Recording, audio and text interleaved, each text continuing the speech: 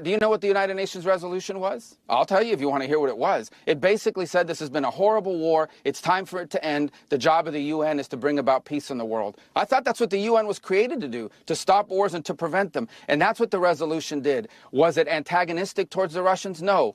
Back to the point. But it also didn't praise the Russians. All it said is, this is a bad war. It needs to end. And by the way, at the Security Council, which has not been widely reported, the first resolution on Ukraine that has passed the Security Council in 3 years, passed this week because of the leadership of President Trump, and it's a resolution that says, bad war needs to end, let's bring the two sides together. That's what the resolution is. Again, what is the United Nations for? Isn't it not a forum to promote peace in the world? And shouldn't our president, shouldn't we all be happy that we have a president who's trying to stop wars and prevent them instead of start them?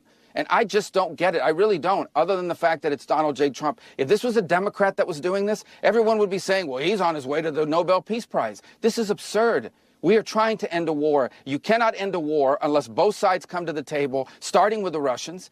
And that is the point the president has made. And we have to do whatever we can to try to bring them to the table to see if it's even possible. I'm not promising you it's possible. I'm not telling you it's 90% likely. I'm saying it's 0% likely if we don't get them to a negotiating table. And the sooner everyone grows up around here and figures out that this is a bad war that's heading in a bad direction with death and destruction and all kinds of dangers surrounding it that could spiral into a broader conflict, the sooner people grow up and realize that, I think the more progress we're going to be able to make. But the president's crystal clear. He campaigned on it, and he's going to govern on it. And that is, he is going to be a president that tries to achieve peace, and he has been very clear this is a war that would have never happened had Donald Trump been in the White House, and it needs to end, and we're going to do everything we can to end it in an enduring and sustainable and fair way.